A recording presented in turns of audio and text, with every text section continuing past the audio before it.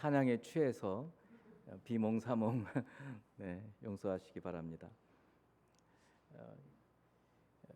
말씀드렸듯이 시편 22편 3절 말씀은 이스라엘의 찬양 중에 계시는 여호와여 주는 거룩하십니다. 찬양 가운데 하나님께서 임재해 계시다. 그리고 우리에게 찬양을 드릴 때 주님께서 내 찬양을 받으시고 우리의 찬양을 받으시고 우리 가운데 계시다. 이 믿음으로 찬양을 드리는 것입니다. 여러분들은 노래를 언제 부르시나요? 기분이 좋을 때? 친구들하고 기분 좋게 뭐 노래방도 가시나요, 여러분? 이제 우리 그리스도인들은 이렇게 교회에 나오면 찬양을 드리죠. 근데 그렇지 않은 일반적인 사람들은 그냥 이 노래를 부르고 나이가 들수록 점점 뭐 일주일에 한 번도 노래 부르는 일이 별로 없을 거예요. 젊은 사람들은 그렇게 노래방도 가고 노래를 부르죠. 그런데 이제 노래를 대체로 들어보면 거의 90% 이상은 사랑 노래인 것 같고 연인을 그리워하는 사랑 노래, 그것도 그 90% 중에 또 한 90%는 이렇게 헤어져 가지고 못내 그리워하는 그런 어떤 사랑 노래가 대부분이에요. 그런데 저희들은 이렇게 하나님께 대한 사랑을 고백하는 찬양을 드리지 않습니까? 정말 이 천지 모든 만물을 지으시고 우리에게 모든 것을 공급해 주시는 그 구원하시는 그 하나님을 찬양할 수 있음이 얼마나 기쁜 일인지 알 수가 없습니다. 찬양은 하나님께 대한 사랑의 고백입니다. 그리고 오늘 시편 99편을 보면은 하나님을 사랑하고 경외함으로 왜 찬양하는지 그 찬양의 이유를 크게 한 세 가지를 얘기해 주고 있어요. 저는 그 가운데 한 가지만 말씀을 드리려고 해요. 나중에라도 도움이 되도록 제가 오늘 99편의 세 가지 찬양의 이유 먼저 말씀을 좀 드립니다. 이 시인이 하나님을 찬양하라고 세 번이나 촉구를 해요. 먼저 3절 말씀을 한번 보면 3절 주의 크고 두려운 이름을 찬송할지니 라고 얘기하고 있죠. 네, 본문 한번 보여주세요. 크고 두려운 주님의 이름을 찬송하라. 이 이름을 이제 하나님의 이름을 아까 우리가 찬송 중에도 주의 이름을 높이고 주의 이름을 찬송합니다. 이름을 찬양한다 그래요. 근데 사실 왜 이름이냐면 이름은 그분의 실체예요. 그분의 본질, 그분의 인격, 그 모든 것을 포함하는 것이 이름 속에 들어 있어요. 그러니까 우리가 이제 어떤 사람과 이름이 별개가 아니잖아요. 그러니까 누구 이름을 부르면 그 사람이 떠오르고 이제 그 사람의 행동도 떠오르고 인품도 떠오르고 그러잖아요. 그래서 우리가 하나님의 이름을 높여드리는 것은 그분을 높여드리는 거나 마찬가지예요. 자, 그랬습니다. 그래서 주의 크고 두려운 이름을 찬송한다. 99편 1절 2절 말씀에 다 뭐가 나와 있냐면 만민을 통치하시기 때문에 그래요. 그래서 먼저 하나님을 찬송하는 이유는 모든 세상의 만민들을 하나님이 찬송하기 때문에, 그리고 그 통치, 만민 중에 우리가 들어있잖아요. 그러니까 우리도 하나님이 지도, 통치, 그리고 이끄시기 때문에 하나님을 찬송한다. 두 번째는 5절 말씀이에요. 너희는 여호와 우리 하나님을 높인다는 말이 찬송한다는 말이에요. 높여드린다.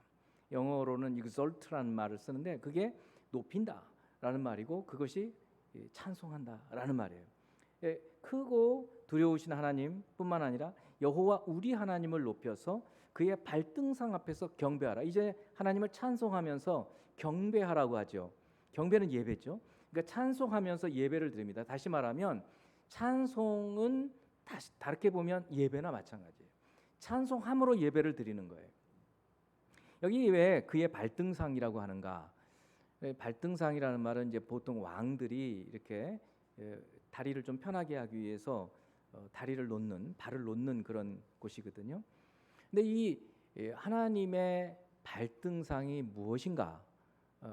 우리 구약 시대에 성전이 있었죠. 지성소가 있었어요. 지성소 중에 언약궤가 있었어요.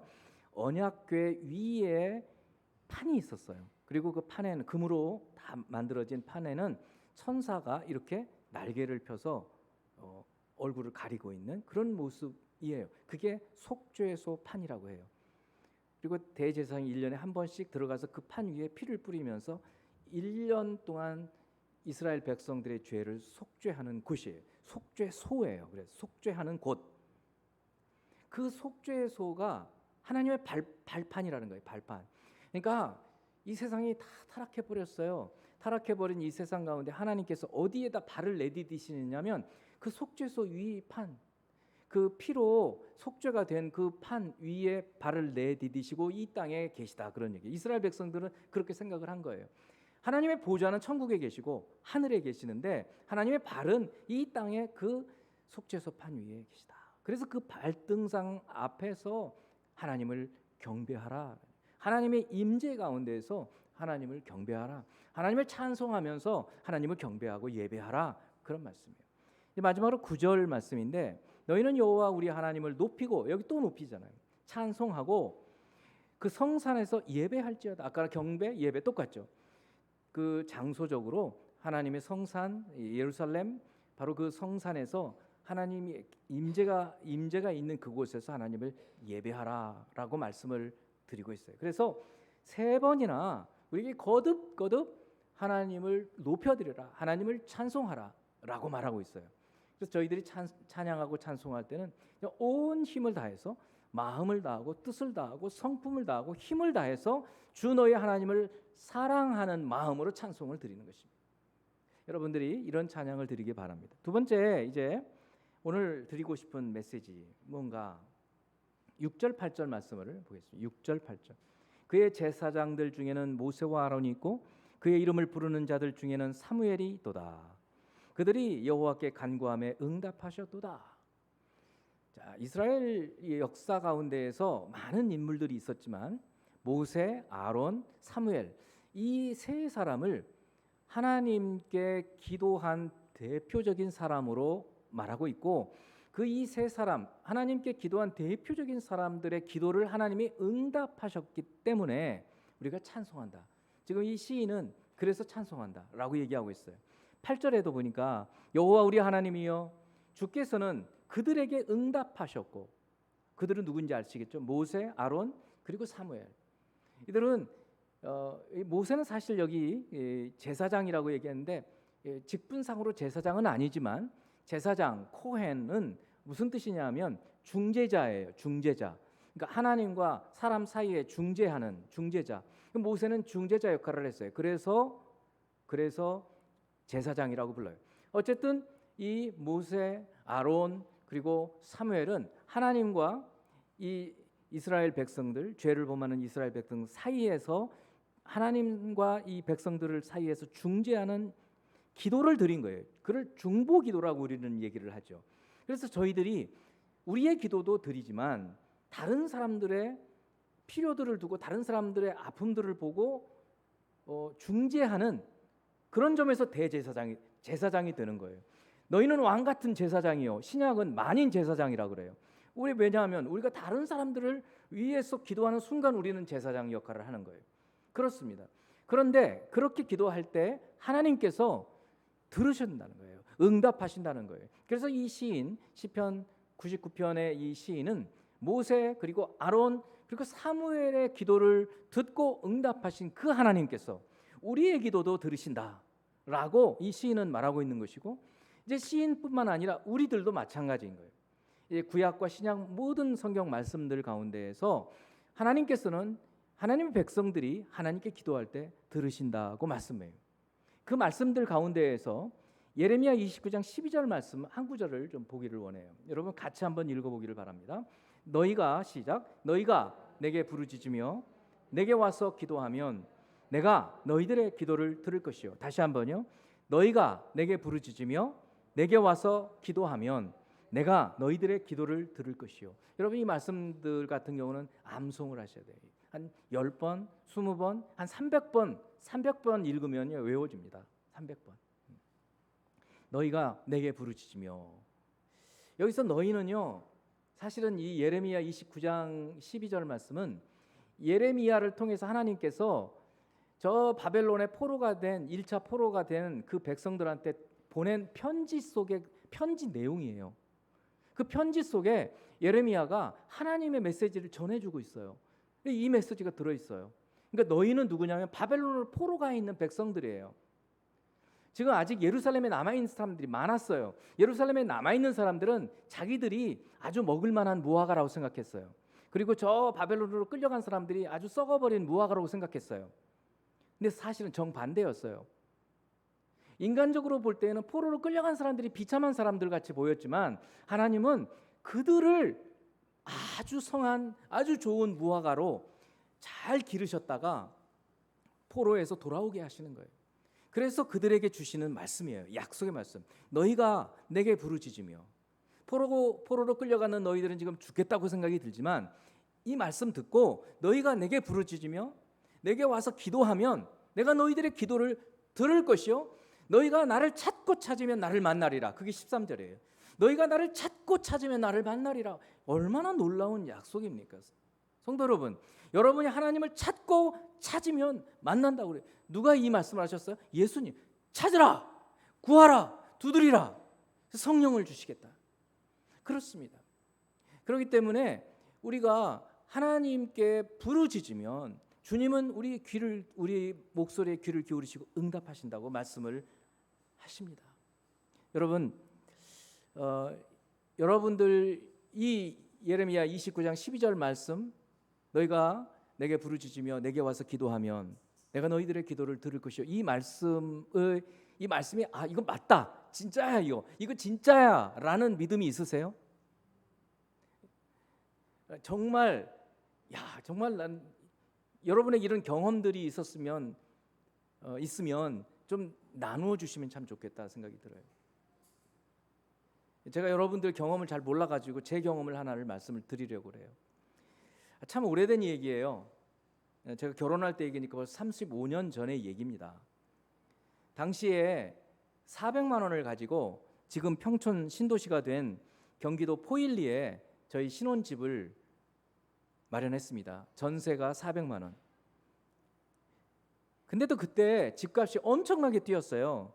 그 집주인이 전세비를 400만 원에서 200만 원 더 달라고 600만 원으로 올려달라는 거예요. 집값이 800만 원인데. 생각해 보세요. 요즘에 아무리 집값 뛰어도 50%를 올려요? 그거는 정말 어렵잖아요. 그러니까 그때 집값이 정말 많이 올랐어요. 최고로 많이 오를 때였어요. 당시 월급은 몇십만 원이었습니다. 생각해 보세요. 그런데 갑자기 어떻게 200만 원을 더. 그래서 전세를 구하기 위해서 서울 이리저리 발품을 팔아서 돌아다닐 때였어요. 한 번은 이제 퇴근을 하고 돌아다녀야 되니까 어둑어둑한 때였는데 관악구 서울대역 근처 어떤 아파트를 보러 가던 때였습니다. 그 당시 아내가 이제 첫 번째 아이를 임신한 때였고 차도 없어요. 그래서 걸어서 돌아다니는 거예요. 근데 참 저렇게 많은 집 가운데 내 집 하나가 없구나. 이런 비참한 생각이 드는 겁니다. 그렇지 않아요, 여러분? 좀. 근데 다시 문득 이건 마귀가 주는 생각이다. 왜냐하면 모든 자기 연민은 여러분 마귀가 주는 생각입니다. 여러분, 나같이 비참하고 불쌍한 이 불쌍한 인생아, 그거 마귀가 주는 생각이에요, 여러분. 알아차렸어요, 제가. 그리고 오히려 마귀를 쫓아내고 마귀의 생각을 쫓아내고 기도해야 되겠다는 생각을 하고 마음을 다잡고 걸어가면서 기도하는데 찬양이 흘러나오는 거예요. 반주 한번 좀 해주세요. 같이 좀 찬양을 여러분 아시는 찬양이고 옛날 찬양인데 저한테는 이런 하나님과의 스토리, 하나님과의 추억이 있는 그런 찬양이에요.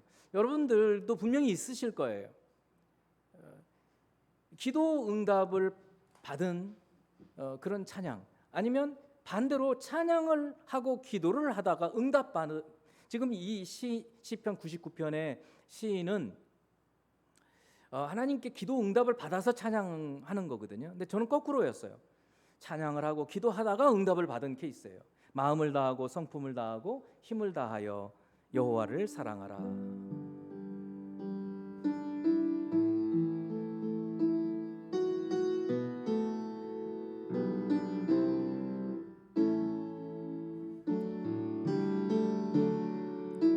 마음을 다하고 성품을 다하고 힘을 다하여서 여호와를 사랑하라. 내게 준 계명을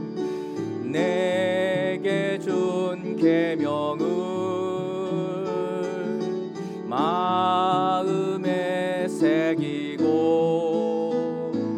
부지런히 이웃에게 전하여라. 이렇게 찬양을 하는데 그 다음 대목에서 왈칵 눈물이 쏟아져요. 그러면 내가 짓지 않은 큰 집을 주리라. 맞다. 내가 지금 집이 없어서 야, 참 비참하네. 이거 여기 저렇게 많은 집들 가운데 내 집 하나 없나? 전세 올라가 버리니까 어디 가서 살아야 되나? 비참하잖아요. 그런데 기도할 때 이 찬양이 생각이 나고 찬양을 부르는데 이 대목에서 너 마음을 다하고 뜻을 다하고 힘을 다하여 내 하나님을 사랑하고 내게 준 계명을 잘 지켜서 행하면 네가 집 지지 않은, 너 목수 아니잖아. 네가 집 짓지 않는 큰 집을 너한테 줄 거야. 아멘. 찬양을 하면 눈물이 나오는 거예요. 그래서 막 초라하고 비참한 생각에서 갑자기 마음에 소망이 생기는 거예요. 여러분, 이게 기도 응답이라는 거예요. 이게 기도 응답이에요. 여기 기도하면서 응답을 받았을 뿐만 아니라 그 후에 정말 놀랍게 우리가 생각할 수 없는 그런 방법을 통해서 하나님께서 집을 마련해 주셨어요. 그렇습니다. 이렇게 우리 하나님께서는 우리가 기도 응답을 받아서 하나님을 찬양할 수도 있지만 반대로 찬양하고 기도하면서 하나님께 놀라운 기도 응답을 받을 수 있음을 여러분 기억하시고, 앞으로 이제 찬양을 여러분 드리실 때는 여러분 가운데 여러분 삶 가운데에서 그렇지, 내가 하나님께 기도한 기도 응답 이런 것이 있었지, 내가 찬송 중에 계시는 그 하나님 앞에 기도했더니 하나님께서 이렇게 응답하셨어 라는 그런 하나님과의 추억, 기도 응답의 추억들이 주렁주렁 열려지는 그런 여러분의 삶이 되기를 주님의 이름으로 축원합니다. 오늘 말씀 여기까지예요. 우리 찬양이 너무 은혜가 있고 다음 주 한 주도 아주 풍성한 우리 찬양과 함께 기도하는 그런 시간을 갖도록 그렇게 하겠습니다.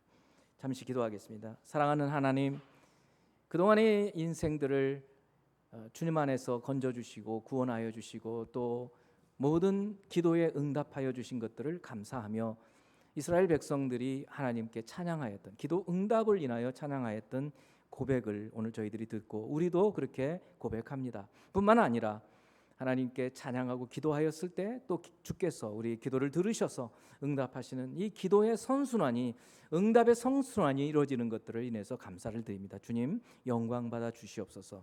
오늘 드린 찬양을 주께서 받으신 줄 믿습니다. 저희 가운데 풍성한 은혜 임하게 하여 주시옵소서. 예수 그리스도 이름으로 축복하며 기도합니다.